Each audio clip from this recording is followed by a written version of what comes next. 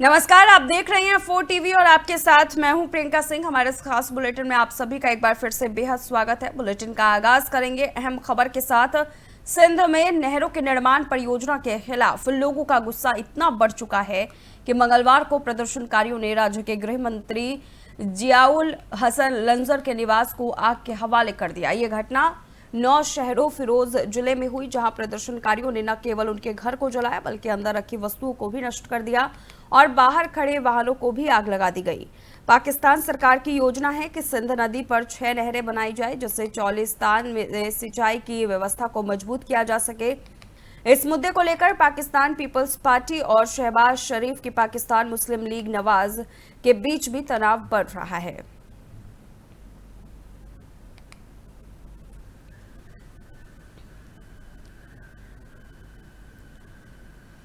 और चलिए अगली खबर की ओर रुख करेंगे। जम्मू कश्मीर के उपराज्यपाल मनोज सिन्हा ने पुंछ में जिला प्रशासन और पुलिस के वरिष्ठ अधिकारियों के साथ बैठक की है। इस बैठक में उन्होंने कहा कि जिन्होंने अपने परिजन खोए हैं उनके अधिकतम आर्थिक सहायता दे दी गई है, साथ ही घायलों को भी वित्तीय मदद प्रदान की गई है। मनोज सिन्हा ने एक बड़ा फैसला साझा किया कि पाकिस्तान की बमबारी में शहीद हुए जम्मू कश्मीर के नागरिकों के एक परिजन को तुरंत सरकारी नौकरी दी जाएगी।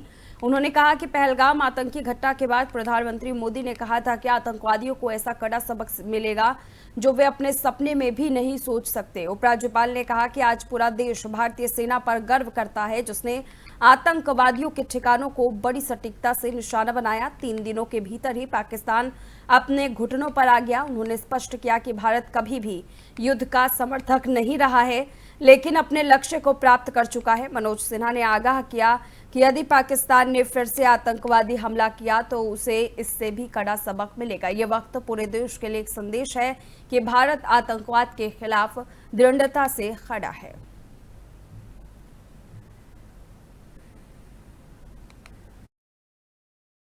मोटे तौर पर जम्मू कश्मीर के हर इलाके में मैं गया था।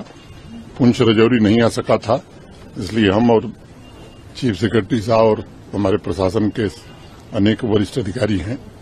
मौके पर आकर के हमने अपनी आंखों से देखा है और उस दर्द को हमने महसूस किया है। जैसा मैंने पहले भी कहा कि मौत का कोई मुआवजा नहीं होता है, लेकिन अधिकतम आर्थिक सहायता जिन्होंने अपने परिजन खोए हैं उनको जितनी दी जा सकती थी वो सबको दे दी गई है। जो घायल थे उनको भी अनुमन्य सहायता राशि प्रदान कर दी गई है। ईश्वर की कृपा से घायलों में सभी लोग ठीक हैं। मैं ईश्वर से प्रार्थना करता हूं कि वो जल्दी से स्वस्थ हो जाएं। तो वही पुंछ में एलजी मनोज सिन्हा का गरजता हुआ बयान सामने आया है। उन्होंने कहा कि भारतीय सेना ने पाकिस्तान में 9 आतंकी ठिकानों को नेस्तनाबूद कर दिया है। एलजी ने कहा कि सेना की कार्रवाई के सिर्फ 3 दिन में दुश्मन घुटनों पर आ गए और पूरी दुनिया के सामने जाकर मदद की गुहार लगाने लगे। मनोज सिन्हा ने जवानों के शौर्य और पराक्रम को सलाम करते हुए कहा कि देश को आप पर गर्व है। एलजी का ये बयान एलओसी पर भारतीय सेना की ताकत और जवाब देने की रणनीति का खुला संदेश है। केवल भारत में नहीं, मुझे लगता है कि पूरी दुनिया में भारतीय सेना के शौर्य की चर्चा हो रही है, उसकी गौरव गाथा गाई जा रही है। आपने 6-7 की रात से जो काम शुरू किया, जहां तक भारत का सवाल है, भारत ने पहले ही स्पष्ट कर दिया था जो बर्बर आतंकी हमला निर्दोष नागरिकों पर 22 अप्रैल को हुआ बैसरन घाटी पहलगाम में, उसके बाद ही भारत के माननीय प्रधानमंत्री जी ने कहा था कि आतंकवाद और उसको प्रश्रय देने वाले उनके आकाओं को सबक सिखाई जाए। 6 और 7 मई की रात को भारतीय सेना ने जो ऑपरेशन शुरू किया सिंदूर के नाम से, तो ये ध्यान रखा गया कि टेरर कैंप्स के अलावा मिलिट्री एस्टेब्लिशमेंट हो या सिविलियंस हो, इनको टारगेट हम नहीं करेंगे। आज पूरा देश जान रहा है, दुनिया जान रही है कि 9 ऐसे टेरर कैंप्स को भारतीय सेनाओं ने तबाह किया। सैकड़ों से ज्यादा आतंकवादी मारे गए। 1:30 बजे रात से उन्होंने पुंछ इलाके में फायरिंग शुरू की। जिस तरह से आपने साहस के साथ उसका जवाब दिया, मैं कह सकता हूं कि वहां तबाही ज्यादा हुई है, मंजर तबाही का उन लोगों ने देखा है। हमारे यहाँ भी सिविलियन, कई हमारे निर्दोष नागरिक शहीद हुए हैं। हमारे कुछ सेना के, बीएसएफ के जवान शहीद हुए हैं। मैं उन सबको श्रद्धांजलि देता हूं और मुझे लगता है कि महज 3 दिनों में ही दुश्मन घुटने पर पूरी तरह से आ गया था, पूरी दुनिया में गुहार लगाने लगा कि अब मुझे बचाओ। जैसा भारत सरकार ने पहले ही तय किया था कि हम युद्ध नहीं चाहते हैं, हम केवल आतंकवाद को खत्म करना चाहते हैं, उनके आकाओं को खत्म करना चाहते हैं। आज ये पाकिस्तान को भी पता है, दुनिया को भी पता है कि पाकिस्तान में कुछ भी ऐसा नहीं है जो भारतीय सेना के जद में नहीं है। मैं उसके तो वही पश्चिम बंगाल के मुर्शिदाबाद में हुई हिंसा पर अब सियासत जो है वो तेज हो चली है और इस सियासी बयानबाजियों का जिक्र हम इसलिए कर रहे हैं क्योंकि बीजेपी सांसद सुधांशु त्रिवेदी ने आज एक बड़ा बयान देते हुए दावा किया कि इलाके के लोगों का अपनी पुलिस व्यवस्था से भरोसा उठ चुका है।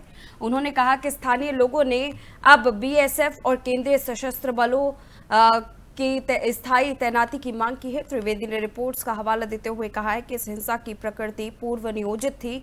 अपराधियों ने अपनी पहचान छिपाई और पीड़ितों की कॉल पर पुलिस ने कोई समय पर कार्रवाई नहीं की। सबसे गंभीर आरोप उन्होंने ये लगाया कि इस पूरे घटनाक्रम में हिंदुओं को टारगेट किया गया, जिससे ये साफ है कि हिंसा धार्मिक रूप से प्रेरित थी। अब सवाल ये कि मुख्यमंत्री ममता बनर्जी इस मामले को कितनी गंभीरता से लेगी और क्या दोषियों के साथ साथ उनकी पार्टी के अंदर बैठे ऐसे लोगों पर भी कोई कार्रवाई होगी।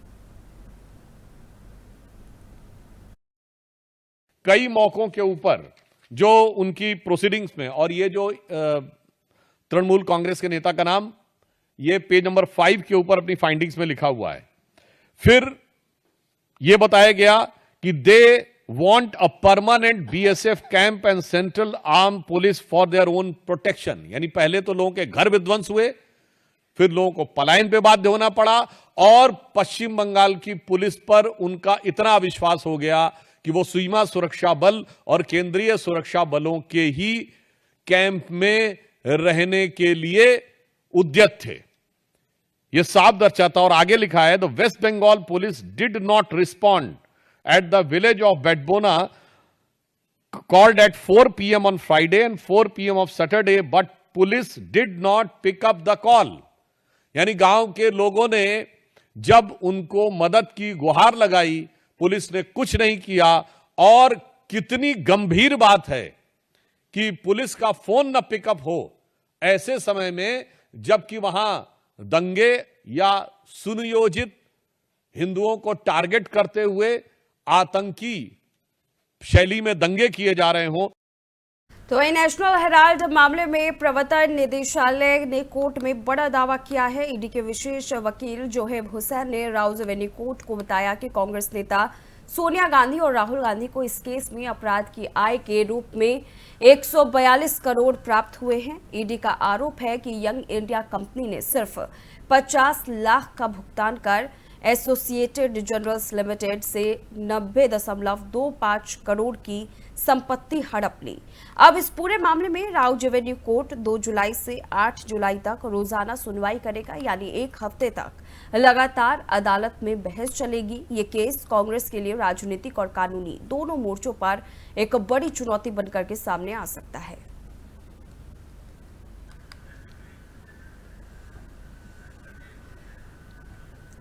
और वहीं दूसरी ओर ईडी ने यूको बैंक के पूर्व चेयरमैन और मैनेजिंग डायरेक्टर सुबोध कुमार गोयल पर शिकंजा कस दिया है। ईडी का कोलकाता कार्यालय अब उन्हें पीएमएलए यानी prevention of money laundering act 2002 के तहत बैंक धोखाधड़ी मामले में विशेष अदालत के सामने पेश करने जा रहा है। बताया जा रहा है कि इस केस में गोयल की भूमिका संदिग्ध रही है और ईडी को उनके खिलाफ अहम सबूत भी मिले हैं। इससे पहले भी कई बैंकिंग मामलों में ईडी ने पूर्व अधिकारियों पर शिकंजा कसा है और अब यूको बैंक का ये मामला जांच एजेंसी की प्राथमिकता में है। आगे देखना होगा कि अदालत में क्या कुछ सामने आता है और इस केस की अगली कानूनी प्रक्रिया क्या मोड़ लेती है।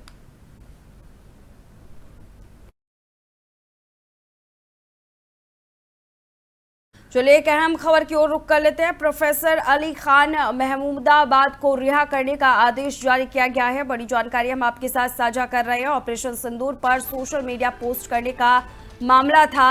Operation Sindoor post case professor Ali Khan को सुप्रीम कोर्ट से राहत मिली है। अली खान महमूदाबाद को सुप्रीम कोर्ट ने अंतरिम जमानत दी है। जांच से जुड़ा कोई ऑनलाइन लेख या भाषण नहीं देंगे अली खान।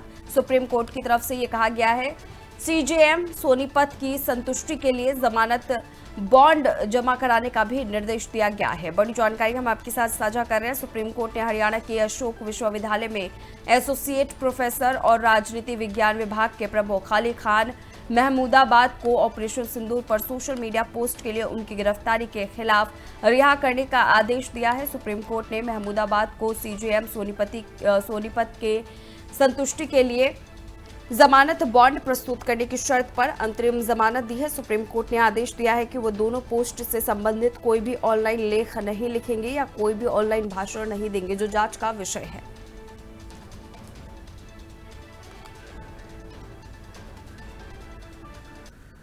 चलिए खबरों में आगे बढ़ेंगे। आतंकवाद के खिलाफ भारत की वैश्विक मुहिम को लेकर एनसीपी एससीपी सांसद सुप्रिया सूले का बड़ा बयान सामने आया। उन्होंने कहा कि सर्वदलीय प्रतिनिधिमंडल में शामिल नेता किसी पार्टी की ओर से नहीं बल्कि भारत का प्रतिनिधित्व करते हुए दूसरे देशों का दौरा कर रहे हैं। सूले ने साफ कहा है कि भारत आतंकवाद के खिलाफ पूरी ताकत से लड़ रहा है और ये सिर्फ भारत ही नहीं बल्कि पूरी दुनिया की लड़ाई है।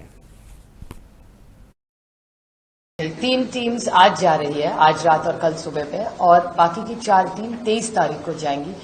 भारत के हम सब कोई पार्टी की तरफ से नहीं जा रहे, हम भारत की तरफ से पूरे देश में हम नहीं, हम तो नहीं कर रहे। हम हमारे ऑल पार्टी मीटिंग में जब हम मिले थे तब सबका तय हुआ था कि हम कोई भी भारत के खिलाफ या सरकार के खिलाफ अभी कुछ नहीं बोलेंगे। जब डिबेट होगी, और पवार साहब ने भी कहा था ये वक्त नहीं है पार्लियामेंट सेशन लेने का, 2-3 महीने के बाद एक बार ये सब एमईए की पूरी एक्टिविटी, ये पूरा ऑपरेशन सिंदूर खत्म हो जाएगा, उसके बाद ही पार्लियामेंट में चर्चा होनी चाहिए। अभी वी आर इन ऑपरेशन चल रहा है, तो इसके बीच में हम किसी ने भी कुछ भी बोलना ये संयुक्तिक नहीं होगा। और हम भारत की तरफ जो भी अभी कर रहे हैं वो कोई पार्टी के लिए नहीं कर रहे, हम भारतीय है और हम भारतीय रहेंगे। और हम भारत बाहर जाके भारत जो आतंकवाद के खिलाफ पूरी ताकत से लड़ रहा है, ये दुनिया के लिए लड़।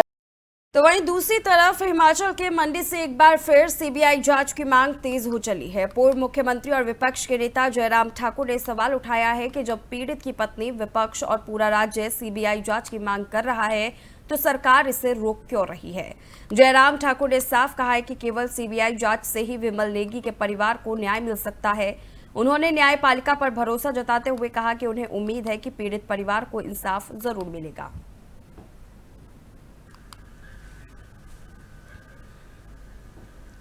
चलिए आगे बढ़ेंगे। शराब घोटाले को लेकर झारखंड के पूर्व मुख्यमंत्री रघुवर दास ने हेमंत सरकार पर सीधा हमला बोला है। उन्होंने कहा कि बीजेपी के आरोप एक बार फिर सही साबित हुए हैं।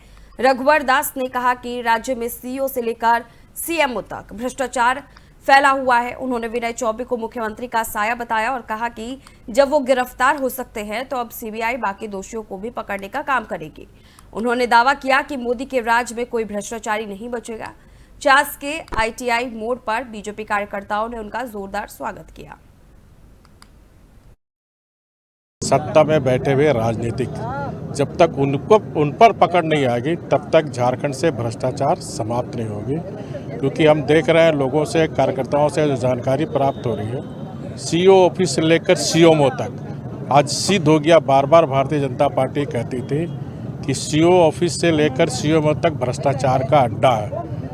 और जो श्री विनय चौबे जी सभी जानते हैं कि मुख्यमंत्री जी का छाया था, सीईओ में प्रधान सचिव था, तो सिर्फ उनके स्तर की बात नहीं है। इसमें अगर सीबीआई जांच, और जैसा कि छत्तीसगढ़ सरकार ने ऑलरेडी सीबीआई को रिकमेंडेशन कर दिया, तो निश्चित रूप से बड़े मछली आने वाले समय गिरफ्तार हो। ये झारखंड की सत्ता में बैठे हुए राजनीतिक जब तक और अब खबर बोकारो से, जहां माराफारी थाना क्षेत्र के झोपड़ी कॉलोनी में 16 मई को 16 वर्षीय नाबालिग के साथ 4 युवकों ने दुष्कर्म की वारदात को अंजाम दिया। इस मामले की शिकायत पीड़िता की मां ने कल माराफारी थाने में की है। पुलिस इस मामले को लेकर जांच पड़ताल करते हुए आरोपियों की गिरफ्तारी के लिए छापेमारी शुरू करने की बात कह रही है।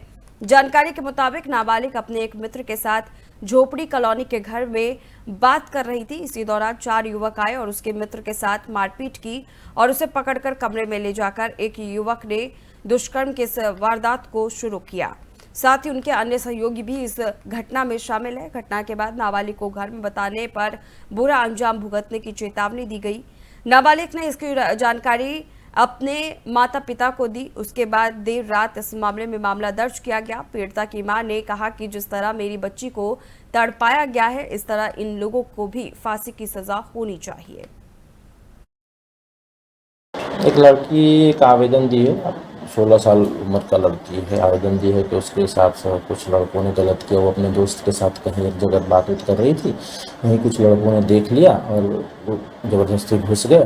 2 लोगों ने उसके दोस्त को पकड़ लिया और बाकी एक लोग और उसको पकड़ के कहीं बगल में ले आकर के उसके साथ गलत किया। इस बात का आवेदन दी है, जिस पे FIR दर्ज करके अनुसंधान। एक लड़की का आवेदन दी है। तो दिल्ली में नशे के खिलाफ बड़ी कार्रवाई देखने को मिल रही है। एंटिफ और साउथ वेस्ट जिले की पुलिस टीम ने एक बड़े ड्रग तस्कर संजय कुमार को गिरफ्तार कर लिया है। पुलिस के मुताबिक आरोपी के पास से अल्प्राजोलम और ज़ोलपीडेम जैसी प्रतिबंधित फार्मा ड्रग्स की 83,090 गोलियां बरामद की गई है। इतना ही नहीं, बिना कानूनी चेतावनी और MRP के 26,000 विदेशी सिगरेट के पैकेट भी जब्त किए। कार्रवाई कोप्टा अधिनियम के तहत की गई है। पुलिस का अब इस नेटवर्क को लेकर के तलाशी जारी है।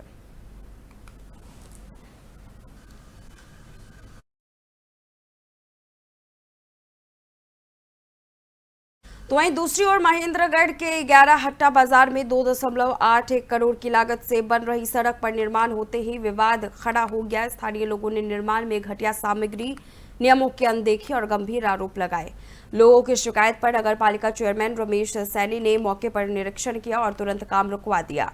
उन्होंने बताया कि RMC प्लांट की जगह छोटी मशीन से मिक्सिंग की जा रही थी, जिससे निर्माण की गुणवत्ता पर सवाल खड़े हो गए हैं। साथ ही सड़क के बीचों बीच लगे बिजली के पोल भी अब तक नहीं हटाए गए, जिससे भविष्य में हादसे की आशंका बनी हुई है।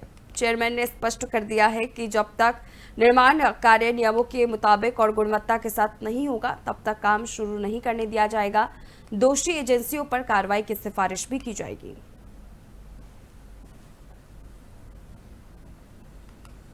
देख, स्थानीय लोगों की शिकायत थी कि जो ये रोड बनाया जा रहा है 11 हट्टा बाजार का जो रोड हम कहते हैं इस चीज़ को, तो इस सैनीपुरा के अंदर इसका काम चल रहा है। या स्थानीय लोगों की मेरे पास शिकायत है कि रोड के अंदर जो मटेरियल डाला जा रहा है वो बिल्कुल घटिया स्तर का है। इसके अंदर मिला जो सीमेंट है की मात्रा बिल्कुल नहीं है। और मैंने यहाँ आकर देखा भी। अब आप इसमें देख सकते हैं कि देखो यहाँ पे आपको जो बिल्कुल जो लाल जिसके अंदर बदरी और इसके सीमेंट नाम की कोई चीज़ नहीं है, लेकिन वहाँ पर आपको कहीं ना कहीं सीमेंट दिखाई देगी यहाँ पर। तो इस आधार पर आप देख सकते हैं इन दोनों में कितना फर्क है कि इसमें और इसमें जो मिक्सचर किया जा रहा है, जो मटेरियल जो मिक्स किया जा रहा है, वो मटेरियल जो जिस मशीन से किया जा रहा है वो मशीन ठीक नहीं है। वो एक छोटी सी मशीन के द्वारा मिक्स किया जा रहा है। लेकिन मिक्सर के लिए अगर मैं कहूँ तो मेरी स्थानीय अधिकारियों से बात हुई है जिन्होंने टेंडर लगाया है। उन्होंने ये क्या है कि भाई यहाँ पे RMC प्लांट लगना है इस रोड को बनाने के लिए, जो कि RMC प्लांट ना लगाकर एक छोटी सी मशीन यहाँ मिक्सर के लिए लगा दी गई, जो कि नियमों के बिल्कुल विरुद्ध है। आज मोहल्ला सैनीपुरा में जो रोड बनाया जा रहा है ये बिल्कुल ही घटिया किस्म का बनाया जा रहा है। मेरा नगर पालिका प्रशासन से एक अनुरोध है कि जो भी रोड बनाया जाए उसके टेंडर की जो शर्तें हैं वो बाकायदा किसी दीवार पर चस्पा की जाए, ताकि लोगों को पता रहे कि इसके अंदर कितनी सामग्री कितनी मात्रा में मिलाई जाती है, ताकि हम भी उनसे सवाल जवाब कर सके। और जैसे आप देख रहे हो ये रोड कैसा बन रहा है, आपको भी दिख रहा है। इस रोड की ना कोई गुणवत्ता है, ना कुछ और है, ना कोई नाप तोल है। और ये कहा गया था कि यहाँ अतिक्रमण हटाया जाएगा, पोल शिफ्ट किए जाएंगे, ना पोल शिफ्ट हुए ना अतिक्रमण हटा। ये रोड तो झारखंड के गिरिडीह से एक दर्दनाक हादसा सामने आया है। पीरटांड प्रखंड के खोखरा थाना क्षेत्र के हरलाडीह में बुधवार सुबह एक तेज रफ्तार अवैध बालू लोडेड ट्रैक्टर ने एक मासूम बच्चे को कुचल दिया। घटनास्थल पर ही बच्चे की मौत हो गई। इस घटना से इलाके में हड़कंप मच गया। गुस्साए ग्रामीणों ने सड़क को जाम कर दिया और मुआवजे के साथ साथ अवैध बालू लदे वाहनों के परिचालन पर रोक की मांग की है। स्थानीय पुलिस और प्रशासन ने मौके पर पहुंचकर बातचीत की, जिसके बाद मुआवजे के लिए कमेटी गठित करने पर सहमति बनी और जाम हटा। ग्रामीणों का आरोप है कि इस इलाके में बालू माफिया बेधड़क अवैध परिवहन कर रहे हैं, क्योंकि पुलिस और प्रशासन की निगरानी बेहद कमजोर है। अब सबकी निगाहें इस पर टिकी है कि प्रशासन इस पर क्या सख्त कदम उठाता है।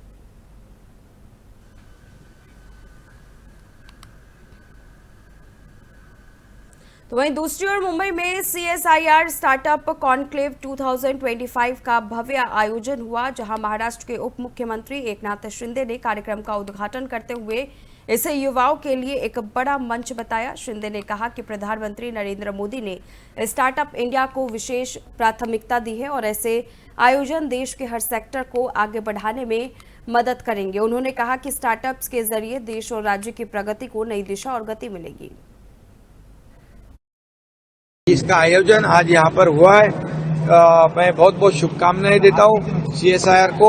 उनके साथ निरी भी है और NIO भी है, NCL भी है। सभी लोगों को मैं बहुत बहुत धन्यवाद देता हूँ जो मुंबई में आपने ये शुरुआत किया है। ये CSIR ने ये इनोवेशन कॉम्प्लेक्स भी मुंबई में शुरू किया है और इसकी एक ही वजह है कि जो आदरणीय प्रधानमंत्री जी ने स्टार्टअप इंडिया को बहुत ही प्राथमिकता दी हुई है, क्योंकि अभी ये युवाओं का देश है। नई नई आइडियाज आज देखे सब यूथ यहाँ पर है, अपनी अपनी नई इनोवेटिव आइडियाज को लेकर यहाँ पर शेयर करने आए हैं। एक बड़ा प्लेटफॉर्म CSIR ने उनको उपलब्ध करा के दिया है। तो फिलहाल इस खास बुलेटिन में बस इतना ही। रुकेंगे एक छोटे से ब्रेक के लिए। ब्रेक के उस पार खबरों का सिलसिला जारी है।